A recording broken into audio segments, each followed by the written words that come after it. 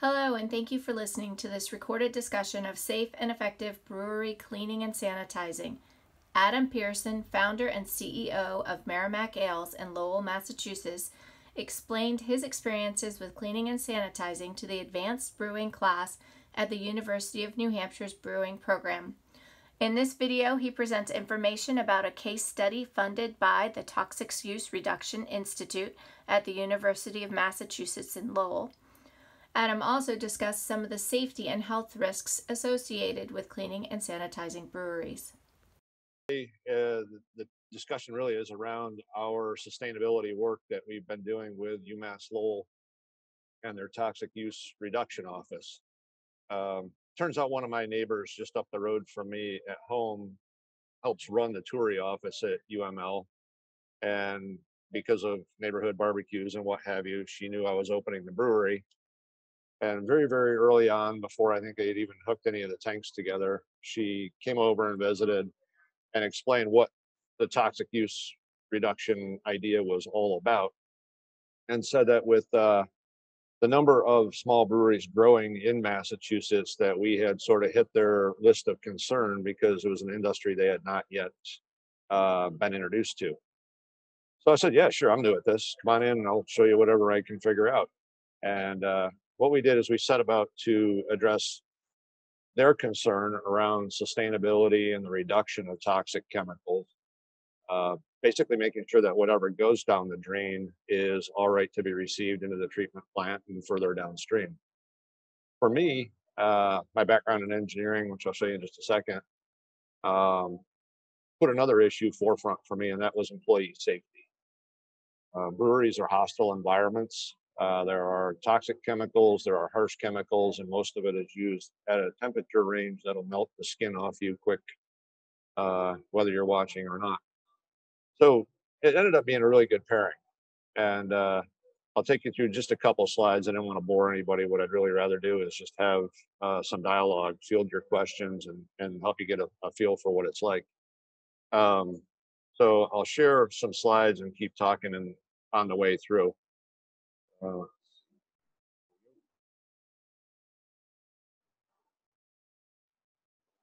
right, here's a little, it's our website image, but it's a view of our brew house. We're a 10-barrel brewery with 10, or I'm sorry, 6 10-barrel fermenters. They're all unit tanks, so we can have 6 individual brews going, or we can load up as we need to on specific beers that are popular. What you see there in the front was our first anniversary beer bubbling along in the bourbon barrels. Um, when we started working with Toury, um, what they proposed was a relatively new technology called ECA, or electrochemical activation. And what it does, it takes basic salt water and passes it through a chemical or a series of electrodes, which actually splits it into 2 different parts. One is a relatively low concentration sodium hydroxide. So there's a sodium part of the salt. And the other one, it formed hypochlorous acid. So the chlorine combined with the water molecules to form a very powerful sanitizer. And what the ECA technology does, it makes use of both of those parts uh, as a detergent and then a subsequent sanitizer. And the company that we had worked with had, I think, a relatively mature product and process for large scale operation. They happen to be based in South Africa, so they had worked with SAB, or South African Brewing, but they had only worked on it from what they described as the bright tanks through packaging.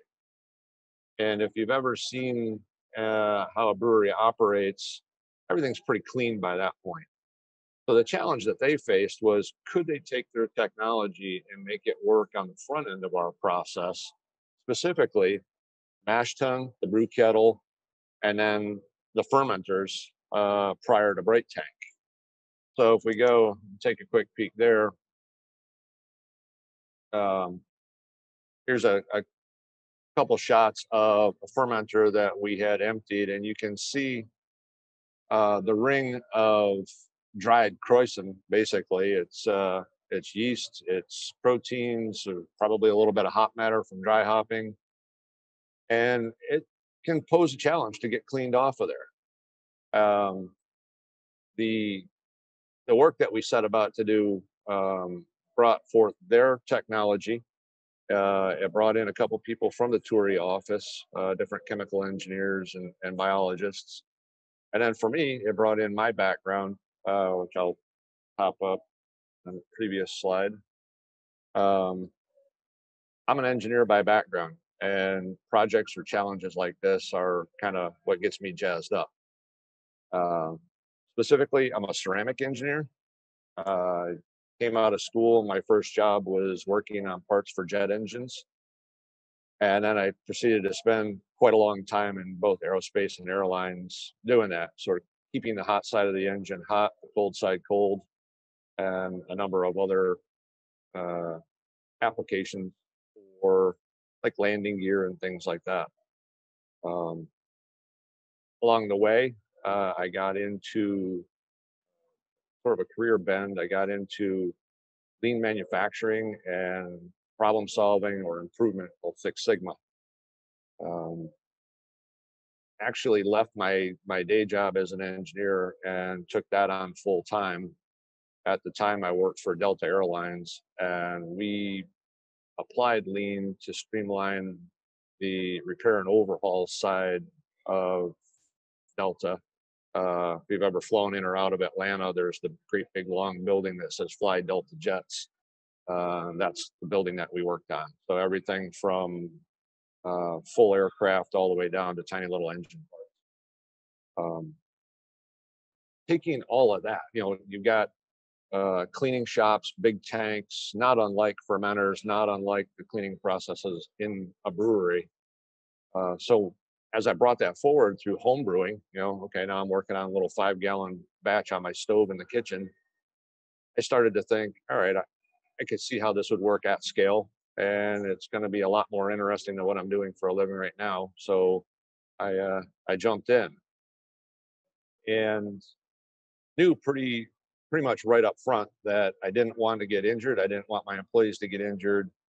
So taking the baseline cleaning process for breweries was one of my very first kind of self-assigned projects.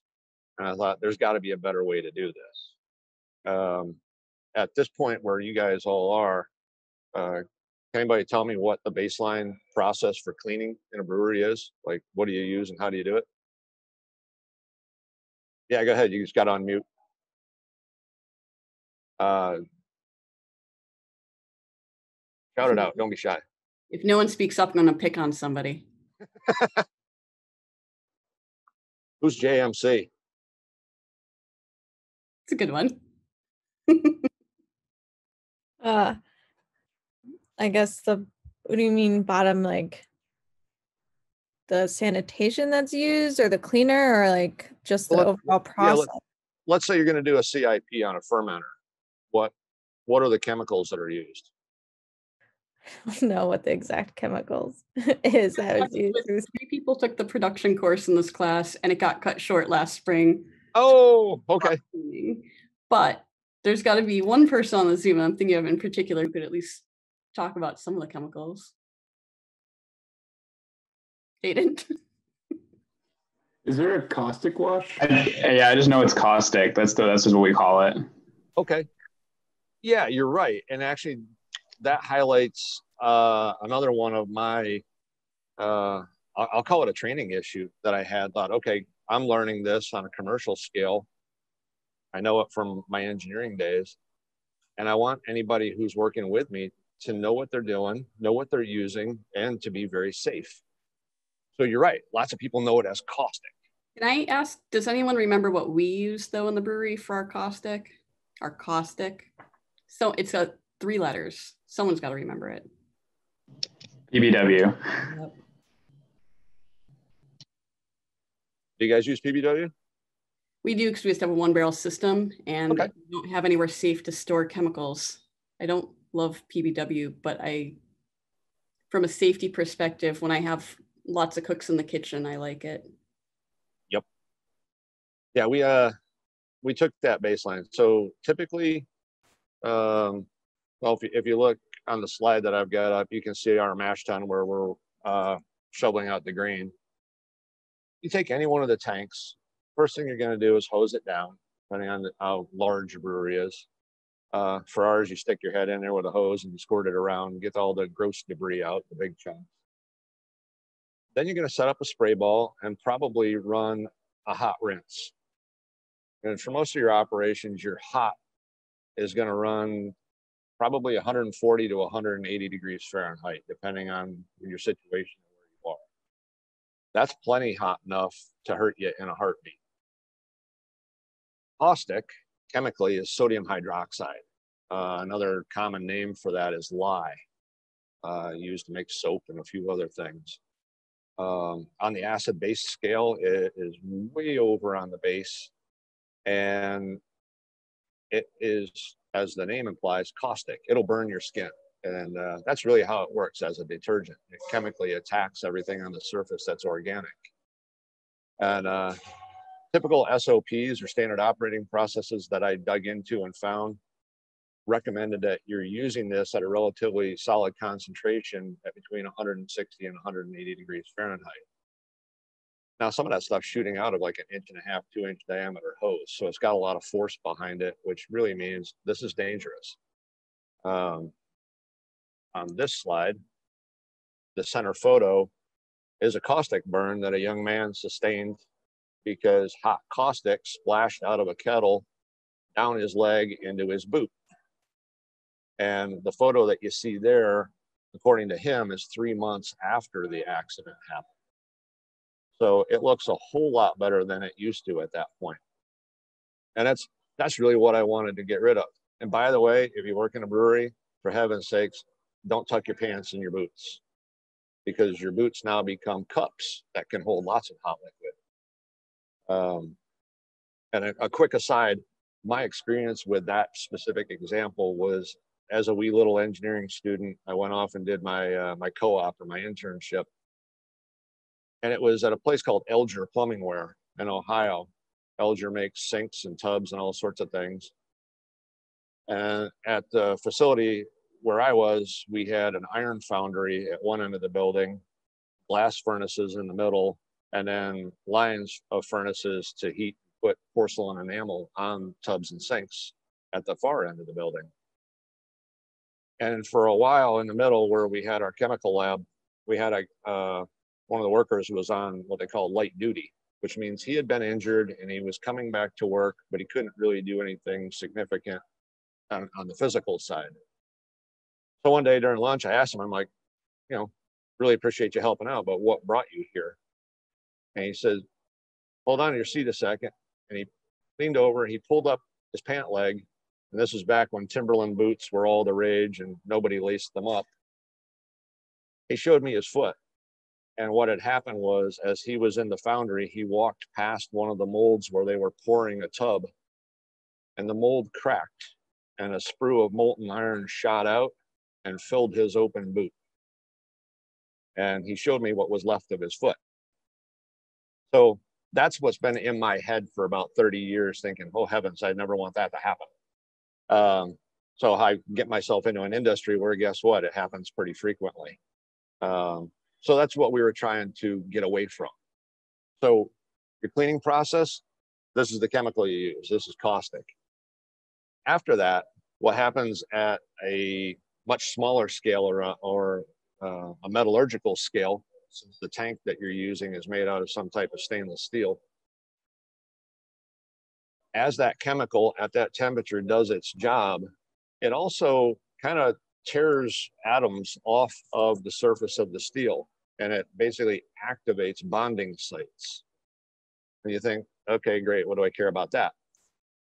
In practical terms, you're going to find out there's actually no such thing as stainless steel. There's stain-resistant steel, and under harsh environments, stainless can get corroded and it can actually end up rusting, pitting, and cracking. So one of the things you want to do after you do your caustic, which is a very basic chemical, you come back in and you rinse it with acid. And so acid combines with caustic to neutralize and form some neutral salt plus water, which generally is safe to go down the drain. So great, you've got your kids playing with hot caustic and now acid, both real safety concerns. And so from my background, I thought, okay, well, if I'm not ripping the steel open to begin with, I don't need to passivate it with an acid afterwards, or at least not very frequently. So how do I find something that will work mostly in one step that allows me to clean it, rinse it, and move on to sanitizing? And since you've already mentioned PBW, or powdered brewer's wash, there's a number of different manufacturers out. A company called 5 Star makes that one. And that's what we started out using. It is what's considered an alkaline, non-caustic cleaner. And by and large, it does a fine job. You might have to use a little bit more of it. You might have to run it a little bit longer, but it'll attack everything. If you do get some inorganic material built up, usually referred to as beer stone, that's where your acid cleaning can come in on an as-needed basis. So we went after the PBW, and Turi came in with their ECA proposal. When we started, the company that we began with was called Radical Waters, and the guy from Radical stuck his head in the fermenter, and it actually looked worse than the pictures that you see here. We kind of knew he was coming, so we had a fermenter all ready for him, and we actually transferred the liquid out of it, and we let it set for a few days so it got good and junked up. And I was standing next to him when he got in there with his camera because he wanted to send some photos home to the headquarters guys. And after he looked in there, he didn't even take a picture.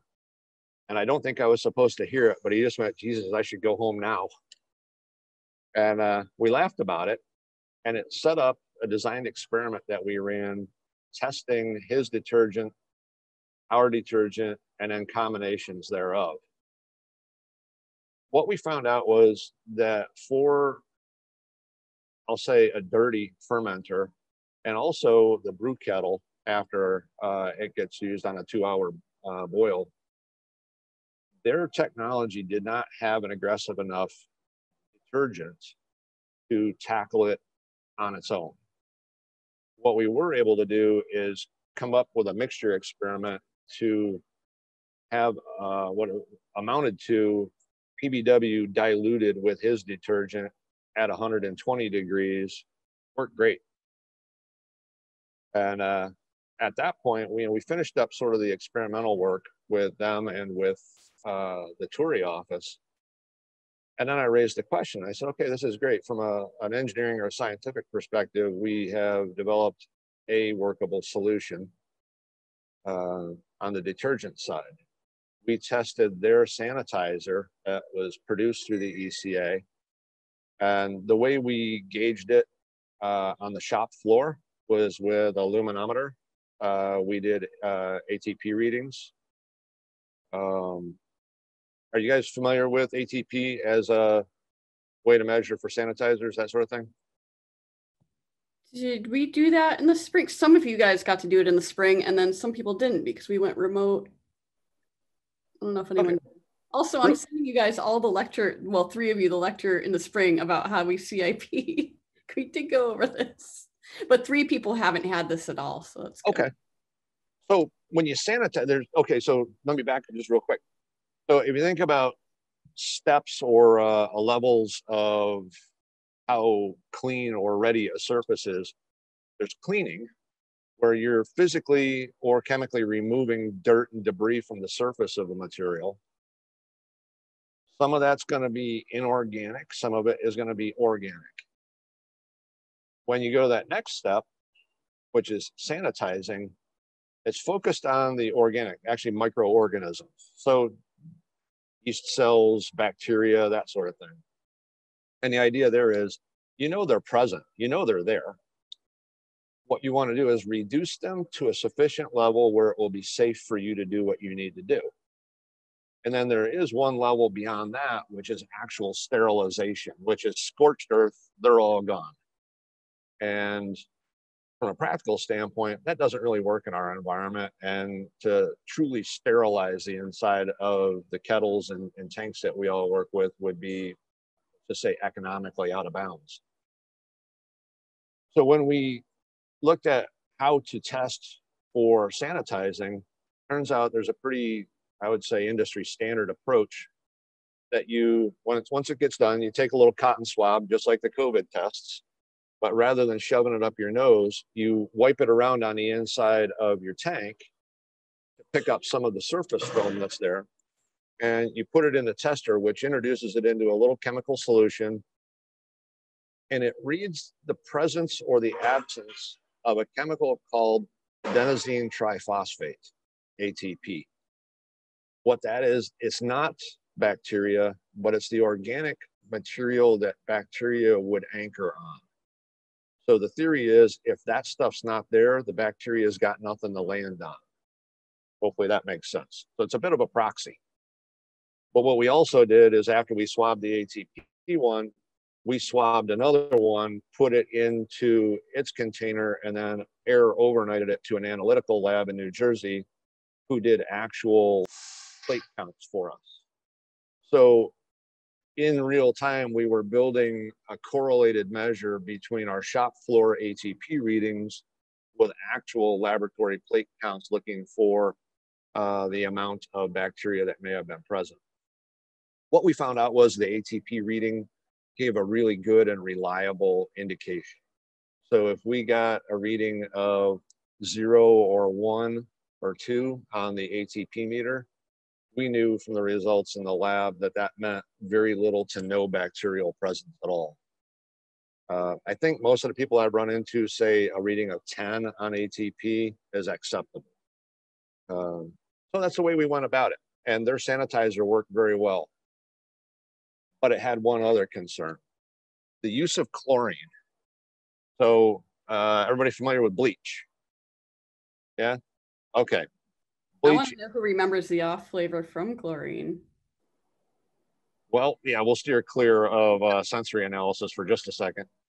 But yeah, does anybody want to drink bleach flavored beer? No. Okay. It also happens to be one of those things that humans can detect in really tiny amounts, thinking parts per billion. The other part of it, beyond not wanting bleach flavored beer, it all depends on how the chlorine is or is not tied up chemically as you use it.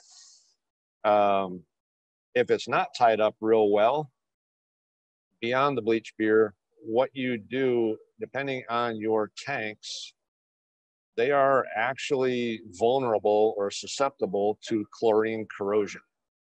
Most of our tanks are made out of 1 or 2 flavors of stainless. They're either 304 or 316. And you don't really have to know what the chemical makeup of them is. But of the 2, they're both food grade. And the I think most prevalent is 304. And yep, that's the one that is chlorine susceptible. So what does that mean to us? You wouldn't see it right away. If you switch to using one of these sanitizers, life would be great. You'd have a nice clean tank, no bugs, everything would be wonderful. And then one day, while you were doing your morning stuff, one of your cellarmen would come over to you and say, there's something weird with tank 3. We have a pinhole and it's spewing liquid over against the cooler.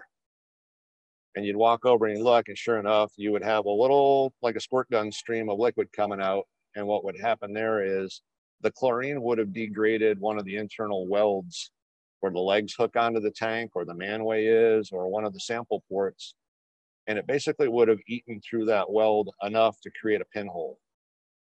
So if it's a single wall tank, it's shooting against somebody in your brewery, or now the glycol refrigerant in your cooler or in your tank is mixing with the beer and vice versa.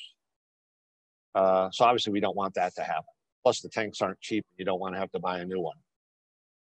So I pose that as a question back to all these folks, like, all right, great. This is a very effective sanitizer, but can I use it reliably in a brewery environment? And so that got us to, I think, the break between phase 1 and phase 2 with the work that we did with UML, which was, we did a practical and chemical study on the detergent. And what we concluded was the ECA was not able to do it alone. The equipment was not really geared for small breweries. So what we did is we went down I'll call it a PBW alternative line of thought. And what we found out is there are other manufacturers besides 5 Star who make essentially the same product. And through this investigation, we found one that was 40% the cost of 5 Star PBW. So I'm getting that same level of performance or quality at 40% of the cost. So we kind of stuck a pin in that one and said, okay, we'll declare victory here. We have a workable solution. That led to about the next, year and a half or so, another follow-on small business grant with the university to keep going on the sanitizers. And what we looked at then were other alternatives, different types of chlorine base that were safer for the metals that we were using. We looked at foggers, tried a couple experimental arrays there, where what we were trying to think was, can we literally produce a cloud of this sanitizer vapor inside the tank and have that work with very, very minimal liquid use? It was great in theory. The problem is with these foggers, if they impinge or hit on anything, like if the tube has an elbow in it to go, say, in through the CIP port in the top of your kettle, that's enough of a change to actually condense the vapor right there. And instead of fogging the inside of your kettle, you just get a little bit of rain. So we weren't actually able to find a way to fog it that was economically viable. That actually led us to a material called brew tabs. They're sort of like Effordent tablets. You measure out a bucket of water, 5-6 gallons for us. You pitch in the tabs, which are very effervescent. You let them sit for a couple of minutes, and there's your sanitizer bath. We then put that into our CIP tank and ran the recirculation as normal.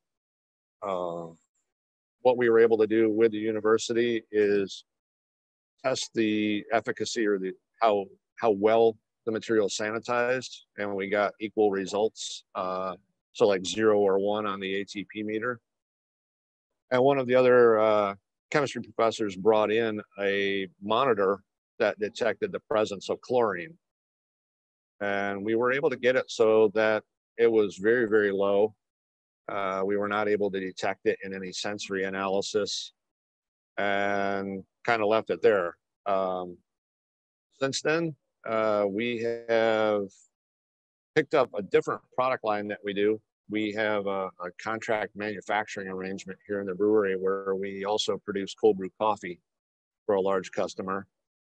And we clean and sanitize small, like corny kegs for them on a weekly basis. So we've looked at a couple different sanitizers that work very well in that environment. And still basically continuing our work with UML. We produced an array of little test coupons for them that were half 316 and half 304. And we kind of like the image that you see there in the fermenter. We put them right at the interface of the liquid during fermentation and also during boil to really crud them up. And then we gave them back to the Toury office where they developed effectively a CIP test rig. And they are still working through that array to identify maybe something better than PBW out there for cleaning, as far as even better environmental sustainability. But for us, that's where we are at present, waiting to hear from them, knowing full well that COVID has had a pretty heavy impact on their progress as well. So at this point, that's our story. Love to have you ask questions, see if I can make up some good answers for you. Yeah, maybe we should stop sharing your screen unless there's something, just so we could all see each other. Yep, there we go. I have a couple questions, but first I was going to make a comment and then I'll let these guys ask questions. I don't know if you guys remember from intro class, because that was like a million years ago, but I always give a safety lecture. And one of the things I tell them is that you're going to go work for people who start a brewery, and like the first brewer I worked for was an architect. Like he had no safety background whatsoever, never worked for any company that had a safety program. So like you could be going into a situation where even the person you're working for doesn't know that they should be doing these things. So I thought it was really interesting when you brought up that you had these experiences before, and now that's why you're so concerned about your employees now. And I think it's just a really important thing, no matter what jobs you guys go into, make sure that somebody's paying attention to whatever safety, and don't assume that the person who opened the company knows anything about safety. Like these guys are lucky because they have someone who clearly had a background or worked for a place that had that culture already. But I'll let you guys ask questions and then I will ask mine after. So were you having picking up chlorine aftertaste in your beer before you did the reassessment and sensory analysis? No, we before we ever let it go live, if you will, with the chlorine, we tested it 7 ways to Sunday to make sure that that wasn't going to happen. In part because very early on, we one of the beers that we came out with I think it's our second beer, is a German alt beer. Alt meaning old, so it's brewed like an ale, but it's lagered like a lager. And we had the batch was in a bright tank. We had carved it up. We had started to package it. Took a delivery down to one of our customers. Who called me up and said, "Hey, did you taste this?" And I was like, "Yeah, I tasted it last week." "Why? What's up?" She goes, "Go taste it now." So I ran over. I grabbed a sample glass. I poured it. I tasted it. And I was like, "Oh Jesus!" And it tasted like chlorine. And what had happened was, after we dug in, obviously we said quarantine the product we just delivered to you. We walked the whole process and thought, all right, we don't use chlorine in anything that we're doing. We tested the water that we use. We had the breakdown there. We walked through the whole thing. And what it was a failed check valve behind our carb stone. And when the check valve failed, it allowed the beer to go up through the carb stone into the gas line, which was polyvinyl chloride. And the beer actually leached free chlorine out of the plastic line and contaminated the whole tank. So homebrewers whine and moan about dumping 5 gallons out when something goes sideways. It's just soul crushing to send a 10-barrel tank down. And that's really why I wouldn't let them do anything with the ECA stuff until we were absolutely satisfied that no one was ever going to get chlorine.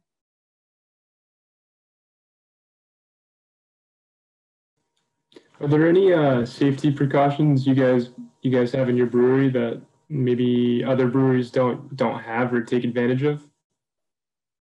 I would guess probably. Well, breweries our size, probably not. Bigger breweries are honestly probably more rigorous than we are. One of my original brewer left and now works at Harpoon, and my most recent brewer had worked at Harpoon, so it was great. I got to hear how the big boys do it, and it made me feel good that we were, by and large, doing all the things that we were supposed to.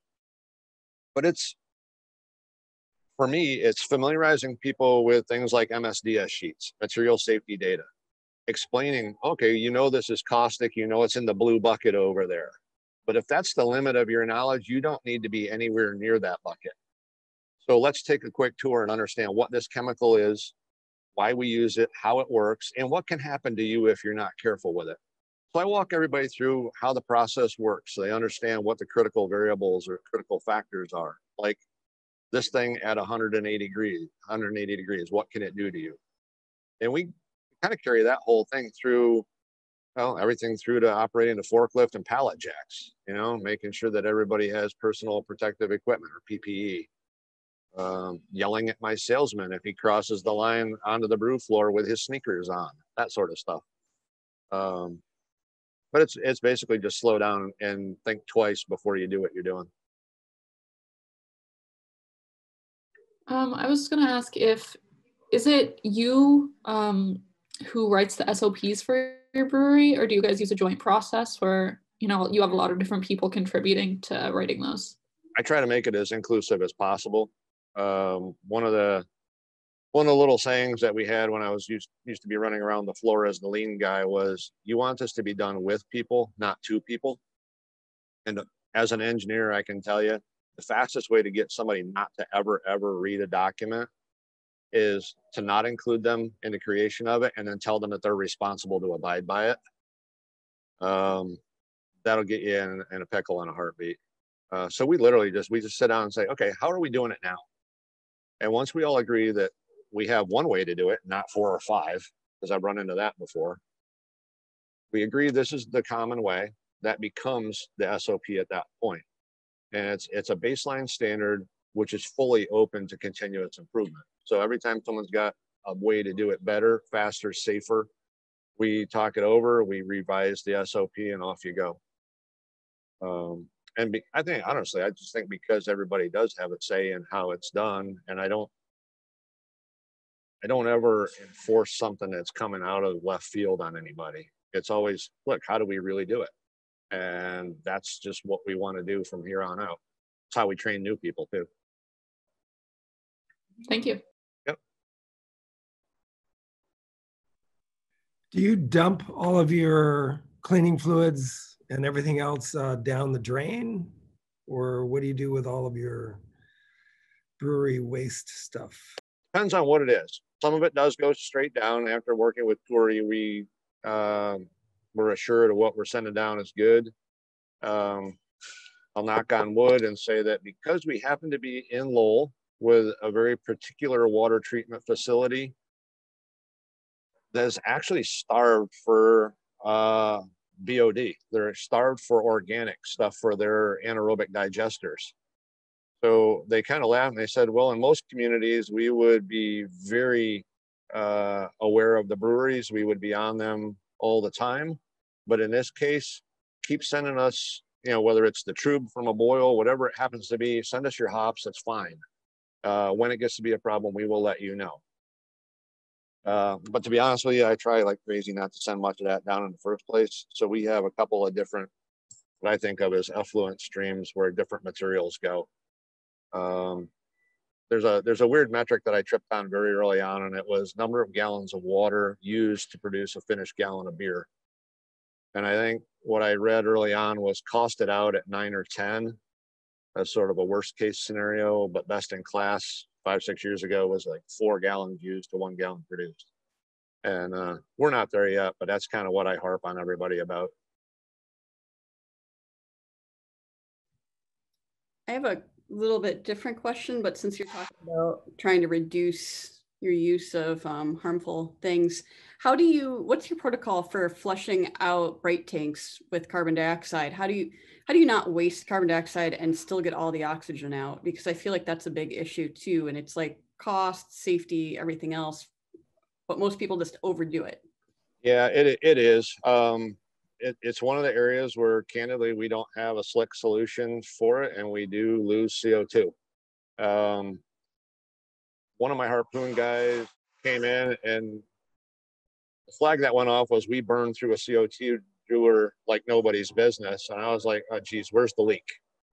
And we chased everything, and guess what? There was no leak. But we had a new guy who was used to moving and transferring everything. That's right, with CO2. And I was like, okay, educate me. I'm not mad. I'm not yelling at you. I just need to know what's going on. And so he walked me through what he was familiar with of pushing everything with CO2 from one tank into another one. And I said, okay, so how much CO2 do you think he used? And he kind of looked at me, and I was like, you never had to think of it that way before. And he says, no, I haven't. I said, okay, come over here. So we looked at the gauge on the dewar, and I said, you know, this thing has been here 2 weeks. Typically a dewar lasts, I don't know, like 2 months. And I said, it was full, and it is now down at 25%. And he's like, oh, geez. I says, yeah, oh, geez. So that brought about a group discussion about how were we going to go ahead and do that. So we'll use CO2 to purge lines from the pump to make sure we're not introducing air. But that's about the extent of it. We do it mechanically rather than through different pressures.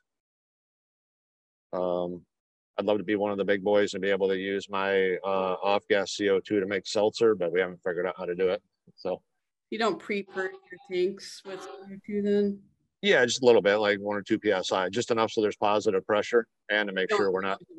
You don't know for sure. You just have kind of like, this is what we do and it's been working. I didn't know if you're looking into how to reduce even that end of things. No, I don't want to get rid of that one because, well, current belief, I guess, is, beer and oxygen hate each other after initial fermentation. So anything we can do to make sure that that doesn't happen. Right now, our SOP is do go into a tank with a couple PSI of positive CO2 pressure. But that's as far as we've gotten there. I've had quite a few brewers tell me, I say, how do you know that you've purged it enough? And they say, when I don't smell the PAA coming out anymore. That's not good. That's why so I ask around, what's your procedure for, they're like, well, if you don't, how do you know then you've purged it enough? And I'm like, well, I don't know. Ours is actually time-based. So if you go in and you've got air at ambient pressure and you jack it up a couple PSI with CO2. And so now if you think about it in there, you've got an air CO2 mix. If we vent that down to the point where nothing's coming out, now we backfill it again. So we lose one burst of CO2. Now we feel good and product quality supports that it's at an acceptable level. But quantitatively, I don't know what the ppb of oxygen in the tank is at that point. Kind of out of our budget. Thank you so much for doing that. Thanks for having me. This concludes the recorded Zoom discussion of safe and effective brewery cleaning and sanitizing. Thank you to Adam Pearson from Merrimack Ales for taking the time to present. University of New Hampshire and Cheryl Parker, the instructor for the advanced brewing class, for hosting, and the New Hampshire Department of Environmental Services Pollution Prevention Program, Kathy Black and Cynthia Nelson, for their guidance and education on sustainable brewing. Thank you for watching.